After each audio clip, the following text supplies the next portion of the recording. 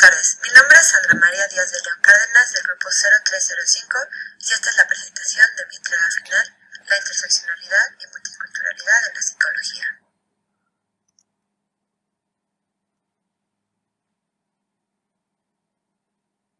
Durante el semestre fuimos expuestos a distintas lecturas que abordan la importancia de la interseccionalidad en las terapias.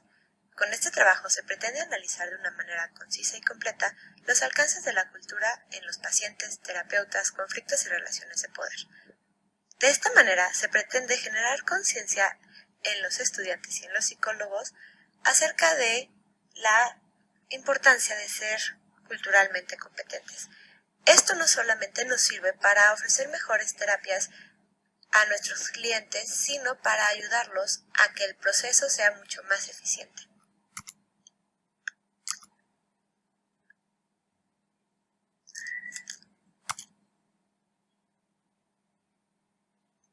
El construccionismo social se refiere a la teoría psicológica donde se promueve que haya un diálogo transformador en relaciones democráticas o igualitarias entre el paciente y el terapeuta. Esto ocasiona que las terapias sean flexibles ya que se adaptan al paciente. Se utiliza el diálogo como el elemento central, donde se fomenta la autorreflexibilidad y la curiosidad ante las diferencias. La interpretación siempre va a ser un diálogo que está cargado de constructos sociales, por lo que es importante que se elimine la figura de autoridad mayor. En esta terapia se observa el lenguaje como un vehículo que permite que se pase de una construcción individual a una construcción social de los significados, que van a ser adquiridos o asimilados a través de una negociación. Es por esto que se puede decir que no existe una realidad, sino dependiendo de las experiencias previas del paciente, el entorno y las relaciones que maneja con las demás personas.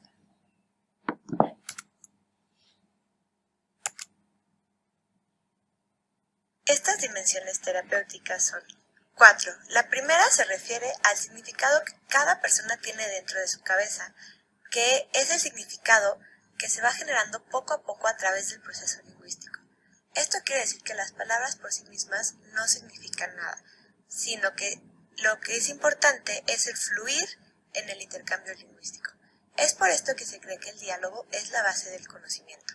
La segunda se refiere a la manera en la que se debe privilegiar el estado mental, donde el lenguaje es una acción conjunta, ya que es por medio de este que se crean situaciones o construcciones sociales. Lo bueno y lo malo es algo subjetivo. Es por esto que el tercer postulado dice que no hay una sola verdad que sea única y coherente para todo. Cada quien la construye a partir de las relaciones y experiencias. La cuarta dice que el problema está percibido como un símbolo lingüístico que es utilizado para describir una situación. Es por esto que no se deben crear juicios de valores, porque están determinados por la cultura y las experiencias.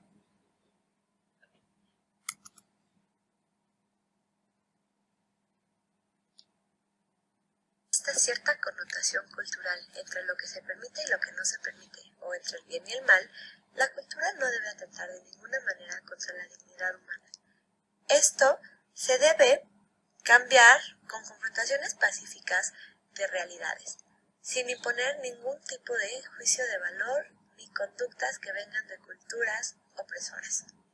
En lugar de fingir que las cosas no son malas porque se dan en cierta cultura, o lo que se llama el relativismo cultural, se deben fomentar diálogos basados en la tolerancia que hagan que las personas se den cuenta que todas las culturas son perfectibles y que siempre es bueno adaptarla a los tiempos que se están viviendo y a las necesidades de la misma.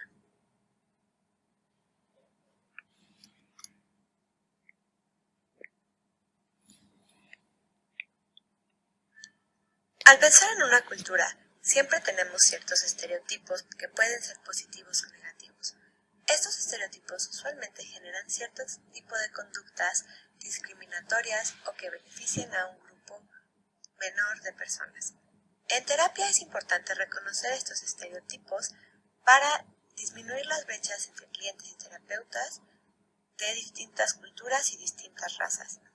Al hacer terapias inclusivas, beneficiamos no solamente a la persona y a nosotros mismos, sino que a la sociedad en general, ya que somos factores clave en la disminución del prejuicio racial. Hacemos una concientización cultural y nosotros mismos nos ponemos en los zapatos de la otra persona y conocemos más acerca de otras culturas. Y de esta manera nos percatamos del racismo que se vive diario y podemos cambiar ciertas actitudes de microrracismo que nosotros mismos hacemos en nuestras prácticas. Es por esto que se habla de la interseccionalidad.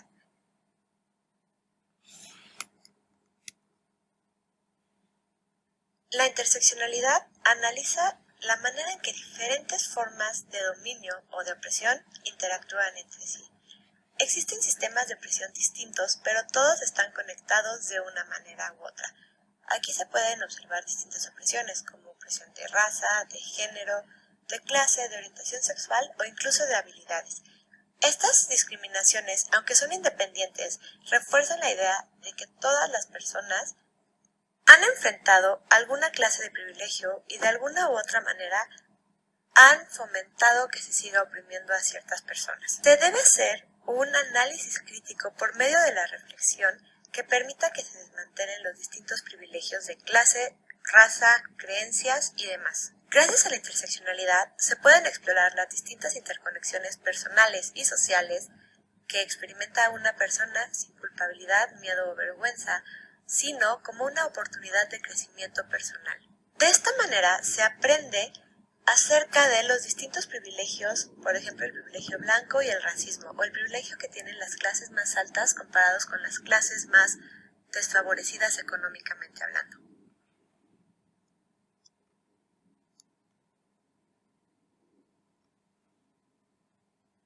La interseccionalidad nos sirve como herramienta que permite identificar, estudiar y comprender de qué manera la identidad de una persona impide o permita que acceda a ciertos beneficios o privilegios. Es un enfoque teórico, metodológico y político que busca evidenciar la percepción cruzada de las relaciones de poder. La primera vez que se habló de esto fue con Olivia Deco, que vivía en Francia.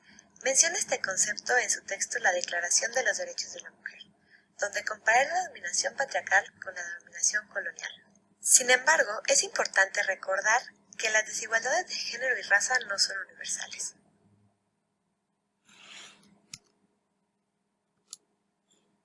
Sensibilizarnos ante privilegios propios y de otras personas permite que se vaya generando el deseo de desmantelar los privilegios que están más arraigados en la cultura. Para esto se realizan distintas estrategias como proyectos de investigación comunitaria, proyectos de educación pública, alianzas para el cambio social y servicios de aprendizaje, donde se espera que las personas busquen estrategias desde ellos mismos para ayudar a mejorar las condiciones de vida en una comunidad, generando conciencia sobre los privilegios, que tienen como objetivo mejorar a una comunidad promoviendo la interseccionalidad y haciendo conciencia sobre los privilegios que se viven día a día.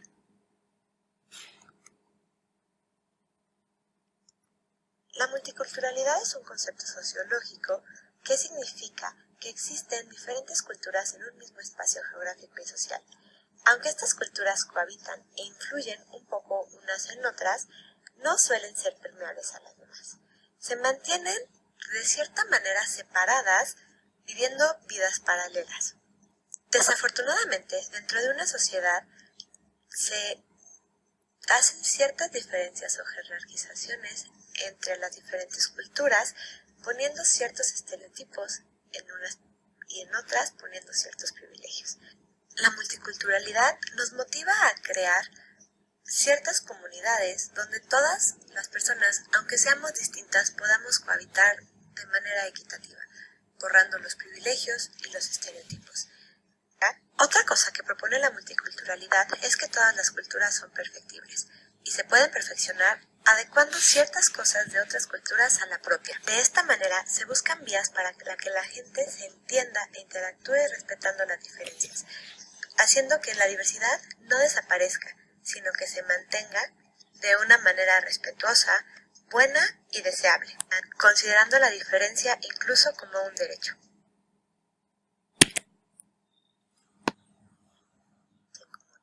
Es por esto que los psicólogos deben desarrollar una visión multicultural que permita que la atención al paciente sea mejor, ya que se incorporan nuevos aprendizajes sobre la cultura específica de la persona a la práctica del terapeuta. Con esto se pueden entender las distintas perspectivas que tiene una persona acerca del mismo fenómeno. También se permite que se comprenda la identidad cultural propia y del paciente, sentando bases para los modelos educativos y profesionales inclusivos.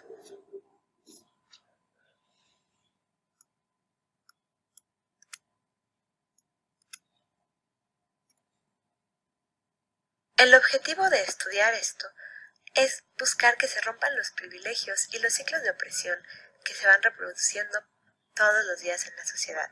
Se deben crear espacios cómodos en los que el paciente sienta que tiene confianza y la comprensión del terapeuta para hablar de estos temas. Aunque para el terapeuta al principio puede ser incómodo o le puede dar miedo tratar de las diferencias, esto va a ayudar a que la calidad de la terapia aumente, ya que así podemos reconocer nuestros roles y los roles de las otras personas en una sociedad. Esto es un proceso que toma tiempo, sin embargo, es muy satisfactorio.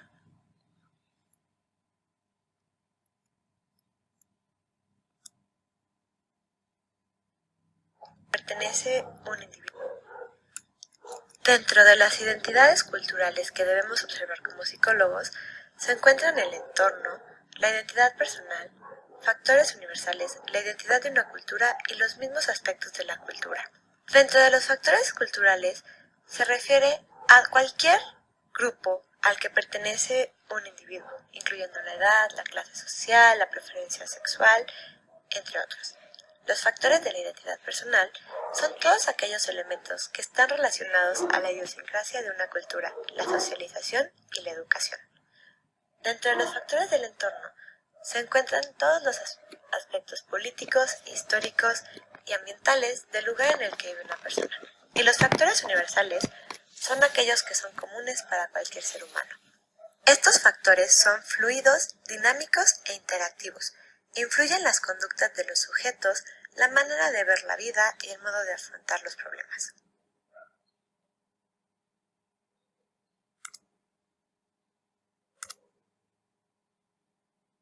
Los niveles de las habilidades multiculturales en psicología se refiere a los 3 grupos de habilidades que debe desarrollar un psicólogo para dar una terapia profesional.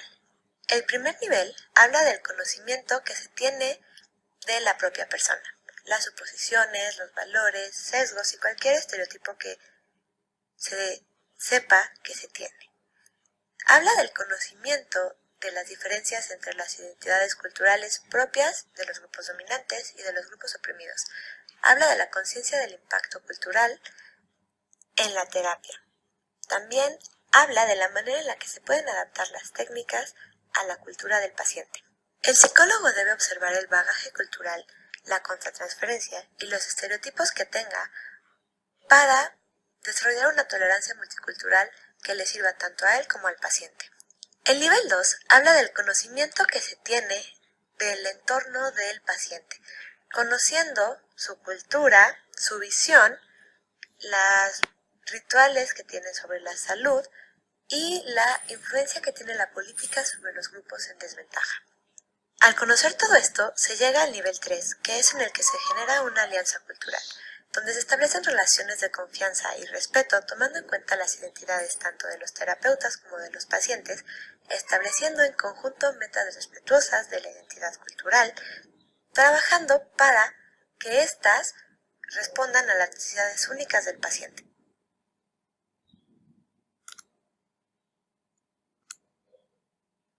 Para lograr las alianzas culturales, los terapeutas deben tener ciertos atributos que permitan que se adecúen a las necesidades del paciente.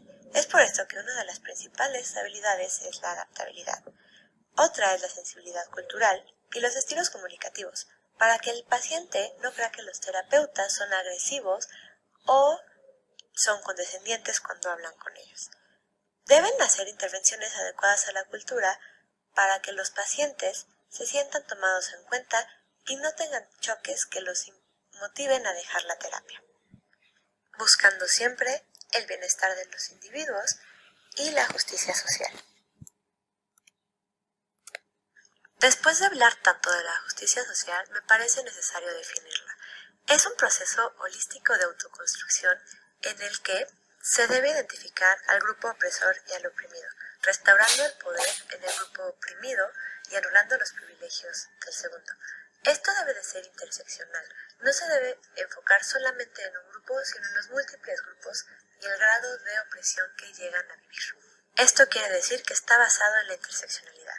Asimismo, es una construcción propia, ya que dependiendo de las experiencias y de las características que cada persona tenga, se percatará de ciertas cosas y buscará la perspectiva adecuada. La justicia social fomenta el cambio sistémico en todas las estructuras sociales.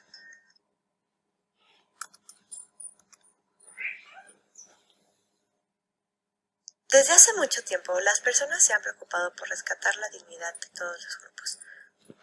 Y yo pensaba que esto era algo que cada vez era más común. Sin embargo, con este curso pude darme cuenta que siguen existiendo personas que son discriminadas o oprimidas por características tan simples como el color de piel.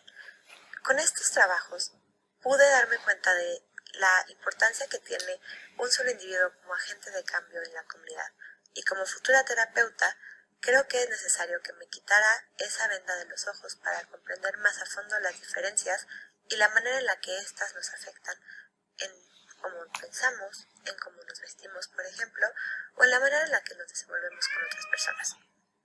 Pienso que con la multiculturalidad y la interseccionalidad pude darme cuenta de la importancia que tienen las diferencias y la importancia que tiene hablar de estas, porque como en algún otro trabajo mencioné, en mi familia me enseñaron a disimular cuando veía a alguna persona diferente porque daba miedo que pensaran que era racista.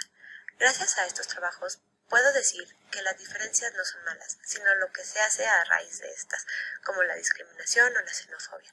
Creo que como futura terapeuta, mi obligación principal va a ser abrir los ojos del paciente ante ciertas conductas que él haga racistas o que sucedan contra él, para que poco a poco las personas vayamos cambiando nuestra manera de pensar y esto a la larga llegue a permear en nuestra cultura.